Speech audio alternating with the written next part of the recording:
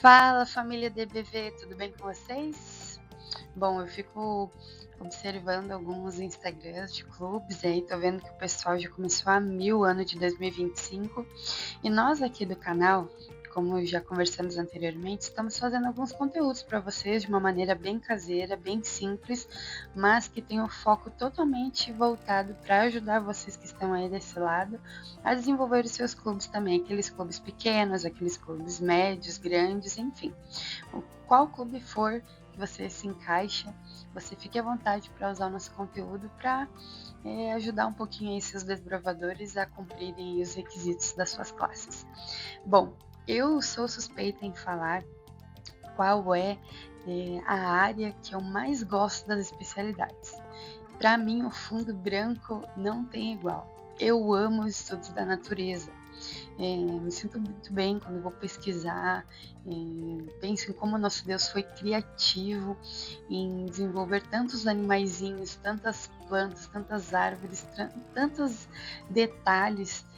Imagina, se nós somos todos feitos à imagem e semelhança dele, os bichinhos também têm os seus detalhes, tem todas as suas diferenças e particularidades. E para mim, não tem coisa melhor do que falar um pouquinho sobre esses animaizinhos. Hoje nós vamos falar um pouquinho sobre especialidade de morcegos. Se você notou, ou se você não entendeu, esse bichinho é um morceguinho. É um morceguinho sim, e depois que eu fiz essa especialidade, mudei um pouco a minha visão sobre os morcegos. Entendi muito o que ele pode trazer de benefício para o ser humano. Claro que também tem alguns problemas com relação a isso, mas de modo geral aí nós podemos aprender muito com esses bichinhos noturnos que nós vemos por aí, ou não vemos, né? Tem gente que nunca viu. Então, galerinha, trouxe mais uma fotinha aí para vocês sobre esses bichinhos aí, que alguns têm medo, têm pavor, e outros até acham fofinho depois que essa especialidade termina. Eu gosto de fazer as especialidades com os meus desbravadores de uma maneira um pouco diferente, trazendo mais imagens para responder as perguntas do que propriamente palavras. Por quê? Você sabe que nós temos muitos desbravadores hoje em dia que têm muito mais aprendizagem com a questão visual do que propriamente só leitura de algumas determinadas frases ou palavras, né? Isso se deu muito por questões de televisão, computador, de já ter a imagem pronta, né? Então, assim, eu trago a imagem e faço com que eles desenvolvam a escrita. Claro, menciono ali o que dou algumas dicas, mas eu faço eles também pesquisarem um pouco sobre isso, né? Não adianta você aí entregar a especialidade de bandeja e depois ficar dizendo aí que seu desbravador faz cópia e Ctrl+C, Ctrl+V da internet. Então, você estimule seu desbravador também a fazer pesquisas, né? Pesquisar também na internet, sem problema algum, mas se a escola tiver biblioteca com livros interessantes ali desta área, ou de outras áreas também, para que a pesquisa fique muito mais rica, de muito mais aprendizado para eles, né? Mas vamos lá então falar um pouquinho mais sobre esses nossos amiguinhos noturnos aí. A primeira pergunta que fala aí sobre nessa nossa especialidade é por que os morcegos são classificados como mamíferos e não como aves? Por que será? A nossa própria imagem já mostra aí, né? Os morcegos, as mamães morcegos aí, eles nutrem, né, os seus filhotinhos com as glândulas mamárias aí, né? Então, os morcegos, eles são considerados mamíferos por conta disso, né? Apesar de voarem, eles têm as glândulas mamárias e por conta disso são considerados mamíferos, né? Então, se você fizer uma pesquisa um pouquinho maior, aí vai ter outras explicações também, mas se resume às glândulas mamárias, né? Tá certo? Vamos lá para nossa pergunta número 2. Perguntinha número 2, então, qual é a principal característica que separa os morcegos dos outros mamíferos? Então, se você for dar uma pesquisada mais profunda, você vai perceber que o morcego é o único mamífero que respondeu certo quem disse que voa. O único mamífero que voa aí é o nosso morceguinho. Tá aí já a imagem já explicando essa resposta, né? Então, os morcegos podem voar, exatamente por isso que eles se diferenciam dos outros mamíferos, né? Vamos lá para a nossa perguntinha número 3. Vamos lá. Galerinha, então, para responder essa pergunta, eu também pesquisei uma imagem, porque a pergunta ela traz assim para a gente responder qual é a ordem a qual os morcegos pertencem, né? Então, ali tem aquelas ordens da parte de biologia que determina ali as classificações de cada animalzinho e o que significa essa ordem, né? Então, para nós entendermos um pouquinho disso, nós vamos lá procurar a etimologia da palavra. A palavra Chiroptera, ela deriva do grego, com a subdivisão ali da palavra, né? Então, o Chiro ou Cher, ali, não sei muito bem a pronúncia, mas significa a mão, e o Ptera, o Pterum, significa asa. Então, onde a gente for pesquisar, vai ser mão transformada em asa ou mão de asas, né? É isso que significa ali o Chiroptera, para você responder na sua pergunta de número 3. Claro que você pode fazer uma pesquisa mais aprofundada, com as derivações das palavras e as derivações dos significados também, mas em resumo é isto. Vamos para a pergunta de número 4. Então, a pergunta de número 4, ela fala qual é o sentido dos morcegos e como ele funciona. Eu trouxe aqui para vocês um videozinho que eu tirei do YouTube, que mostra um pouquinho ali do barulhinho de alguns morcegos, dependendo das suas espécies. Mas para explicar um pouquinho dessa ecolocalização, que é essa questão do sexto sentido, basicamente funciona assim.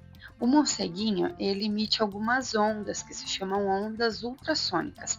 Só que essas ondas, esses barulhinhos, não são o mesmo que eu vou mostrar aqui para vocês, porque esses barulhinhos que eles emitem, eles são inaudíveis no nosso ouvido, ou seja, tem uma frequência depois eu vou mostrar a escalinha ali direitinho.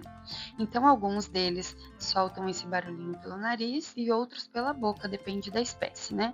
Então, essas ondas, o que eles fazem? Quando eles estão caçando, quando eles estão voando ou quando eles estão parados, eles emitem essas ondas e aí essas ondas, elas atingem o obstáculo, ou seja, o bicho, ou seja, uma árvore, seja alguma coisa, e isso volta para eles em forma de eco.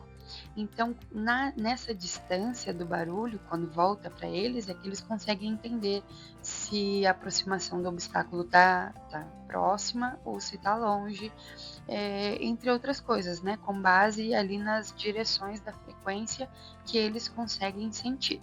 Então, basicamente é isso. Então, para ficar claro um pouco dessa questão do infrassom e ultrassom, né?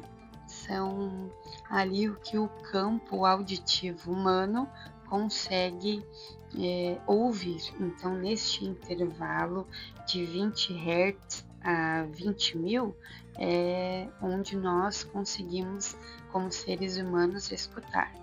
E os menores, né, de 0 a 20, é o campo do infrassom, ou seja, aí de um som de hertz menores, de ondas sonoras menores do nosso campo auditivo, e os ultrassons, aí que são os animais que já estão aí determinados nessa tabelinha que emitem sons que aí o nosso campo auditivo humano já não consegue mais ouvir, né? Então ali tem os golfinhos, os morcegos, né? Que tem essas frequências de hertz aí.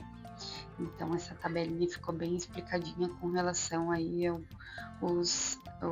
por que a gente não escuta o barulhinho de ecolocalização do morcego, né? Porque ele já está ali no nível de ultrassom. E aí, através dessas ondas, essas frequências, que ali o morcego consegue, então, sentir os obstáculos, né, a distância e também ali o seu alimento, a sua caça, né? Muito bem. Pergunta de número 5, ela traz aí 2 questionamentos. Quais são o maior e o menor morcegos, né, do mundo e onde eles vivem? Bom, galera, eu fiz algumas pesquisas e aí alguns sites trazem alguns nomes, a grande maioria traz outros, mas eu vou ficar com o que eu encontrei mais seguido a resposta, né? Que é encontrado lá na Ásia, o maior, o Megaquiroptero, que é o raposa voadora, a raposa gigante voadora. Eu vi ali um morcego dourado filipino também, que alguns sites trouxeram como maior, mas eu vou trazer esse por enquanto da Ásia, esse da raposa gigante voadora, porque foi o que eu encontrei de mais respostas, né? Se você encontrou outro tipo de resposta de algum outro bicho que é maior que esse, por favor, coloca depois nos comentários lá no YouTube pra gente, porque daí eu posso fazer ali uma reformulação ou uma atualização dessa especialidade, e aí nós vamos nos ajudando, porque é assim que a gente aprende muito mais. Mas, por enquanto, nessa minha pesquisa, eu achei esse. Se você achar outro, já me diz também, assim como o menorzinho que nós vamos ver a seguir. Então, o menorzinho que eu achei, eu quis trazer uma imagem assim que mostrasse que ele é bem pequenininho mesmo, que foi onde eu encontrei o maior número de respostas que seja dele, que é lá da Tailândia, o morcego focinho de porco. Será que você encontrou algum outro diferente do meu? Se você encontrou, coloca nos comentários também para a gente atualizar e aprender junto um pouquinho mais dessa especialidade. Mas os que eu achei foram esses dois, tá bom? Então, galera, a pergunta de número 6, ela fala assim: quantos tipos diferentes de morcego existem no mundo e no Brasil? Se você achou também alguma informação diferente da minha, coloca nos comentários aí pra gente debater um pouquinho sobre as informações. Mas as informações das pesquisas que eu fiz relataram que no Brasil mais ou menos 180 raças diferentes. E no mundo, em torno de 1.400 raças diferentes de morcego, variando aí um pouquinho das pesquisas, mas a grande maioria foram essas as respostas que encontrei, tá bem? Olha só, que coisinha mais fofinha. A pergunta de número 7, ela fala que os morcegos eles são divididos em 2 subordens. E aí, que subordens são essas? Bom, tem as subordens Megaquiroptera e a subordem Microquiroptera. E aí, na pergunta de número 8, vamos explicar um pouquinho mais sobre as 2 subordens. Então, pessoal, falei para vocês que a pergunta de número 8, ela responderia um pouquinho sobre a nossa curiosidade da Megaquiroptera e da Microquiroptera. Bom, qual deles então usa a ecolocalização para procurar o seu alimento e qual deles usa a visão? E também o que eles comem, né? Qual a diferenciação dessas subordens aí? A Microquiroptera, ela utiliza da ecolocalização então para encontrar os seus alimentos. E aí, como eu falei para vocês, já explicamos um pouquinho sobre a ecolocalização e como ela funciona, né? E a Megaquiroptera, ela utiliza-se da visão para encontrar o seu alimento. Então, enquanto as Microquiropteras têm ali uns hábitos mais variados, que elas podem comer peixes, podem comer sapinhos, podem comer também algumas frutas também, mas a Megaquiroptera come frutas e utiliza-se ali da visão para encontrar o seu alimento. Então, pessoal, pergunta de número 9. Quantos filhotes o morcego tem por ano e qual o período médio de gestação? Então, na minha pesquisa, se você achar alguma coisa diferente também escreve para mim nos comentários, encontrei que depende da espécie. Algumas variam de 2 meses até 7 meses, tem outros que falam aí que o período de gestação pode ser aí 5 meses, né? Então vai depender muito, muito da gestação da espécie. Tá? E aí eu separei essa imagenzinha fofinha de uma morceguinha grávida muito simpática. Galerinha, na pergunta de número 10, está pedindo para você encontrar aí na sua Bíblia 3 textos que falam sobre morcegos. E ainda um desses textos aí que aponta um morcego em uma profecia do tempo do fim. Bom, eu vou só te falar um, os outros 2 você vai pesquisar, de tema de casa para você. E esse um que eu vou mencionar é justamente um que traz aí morcego como ave, que está lá em Levíticos 11, 13 e 19. Depois você pode ler aí na sua casa e se você ainda ficar com alguma dúvida, peça ajuda para o seu pastor, peça ajuda para o capelão da sua escola, peça ajuda para o seu diretor. Mas para a gente entender um pouquinho, naquela época, né, na época que a Bíblia foi escrita, essa perspectiva que nós temos das categorias, das classificações ali dentro da biologia, bem direitinho dos animais, não se tinha bem determinado aí os detalhes e características de cada bichinho. Olhava para um animalzinho, puxa, ele voa, né? Era categorizado como ave.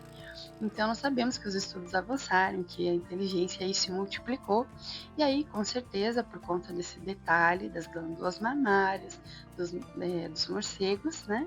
Das morcegas, então, os morcegos são categorizados como mamíferos, mas se você ainda ficou com alguma dúvida, mas é só para explicar realmente isso, que a Bíblia, ela não traz essas descrições científicas e modernas agora da biologia, mas é para você entender aí essa questão de diferenciação de morcego, ave, morcego, mamífero, tá bem? Então, os outros 2 textos eu deixo aí de tema, de tarefa para você pesquisar aí na sua Bíblia. A pergunta de número 11. O que você acha? O morcego, ele hiberna ou ele migra no inverno? Para responder essa pergunta, eu trouxe mais essa imagem, que mostra como os morcegos ficam durante o inverno, hibernando. Ou seja, como a comida está muito escassa, né, que eles não conseguem ali caçar os seus bichinhos, caçar suas frutinhas, os morcegos, então, eles hibernam por longos períodos aí para ficar com uma reserva de comidinha em seu estômago, em sua barriguinha, certo? Pessoal, no item número 12, pede para que você identifique as partes de um morcego. Então, vou dizer, se você não é um bom desenhista, não tem problema algum. Vou dar a dica de você pegar a imagem na internet de um morcego com as asas bem abertas, para que você possa aí colocar umas flechas e identificar todas as partes deste morcego. Agora, se você tem aí a habilidade, tem o dom de desenhar, faça desenho de um morcego bem bonito e coloque as partes bem identificadas para que você aprenda um pouquinho mais aí do corpo deste bichinho, tá bem? Então, a pergunta de número 12, né, é dar o nome das partes de um morcego. Aqui, na pergunta de número 13, eu trouxe 2 fotinhas de morceguinhos aí com a barriguinha bem cheinha, né? E a pergunta fala assim, quantos insetos um micro morcego pode comer em 1 hora? Qual foi o resultado aí da sua pesquisa? A minha deu em aproximadamente 580 a 600 insetinhos por hora. Então você já tem aí uma base do que esses bichinhos armazenam aí para poder fazer o processo de hibernação no inverno, né? Então, se eles conseguem comer aí em torno de 580 a 600 insetinhos por hora, imagina aí por longos dias para poder fazer esse processo. Mas é bastante bichinho. Bom, pessoal, a pergunta então de número 14 fala assim: quais são os 3 principais benefícios que os morcegos fornecem aos homens? Você sabia que os pesquisadores lá no século XIX começaram a entender um pouco mais sobre essa ecolocalização e essa função sonar que o morcego tinha ali ao se desviar de um objeto, ao encontrar a sua alimentação? E foi a partir daí que se houveram algumas pesquisas de ultrassons, de inteligência marinha, de inteligência submarina, né? E também, claro, essa questão ali de polinização e também de controle de pragas. Né? Então você pode encontrar muitos outros benefícios aí para os morcegos, mas essas 3 principais aí que, se você pesquisar a fundo, vai ver características e curiosidades muito interessantes. Então, a pergunta de número 15 era saber o que é uma casa ou uma caixa de morcegos e qual a sua importância. Eu confesso que eu não conhecia que existiam casinhas para os morcegos, né, mas são muito famosas aí nos locais mais retirados, né, então ali tem até casinhas diferentes ali para chuva, para neve, para dias de sol. E aí como funciona, tem até manual de instalação aí para quem vai comprar essas casinhas. Eu achei muito interessante. Se você fizer uma pesquisa mais aprofundada, tem a explicação de cada uma delas, também a sua utilidade ali na internet. Aí você me conta depois. A nossa especialidade terminou ali na pergunta de número 15, mas eu trouxe para vocês mais 2 imagens de morceguinhos aí curiosas, né? Esse morcego aí, cabeça de martelo, procure aí que você vai encontrar uns morcegos bem diferentes. Tem um outro que eu achei bem bonitinho que eu vou mostrar, que vai ser o último aqui da nossa especialidade. Morcego branco de Honduras, achei a coisa mais fofa. Se você tiver aí outras dicas de morceguinhos que você achou bonitinho, que você achou diferente, você coloca aí nos comentários pra gente aprender um pouquinho mais sobre essa especialidade. É bom que a gente vai sempre renovando o nosso conhecimento e aprendendo um com o outro, tá bem? Eu sou a Grazi do Casal DBV e a nossa missão é a nossa paixão. Maranata!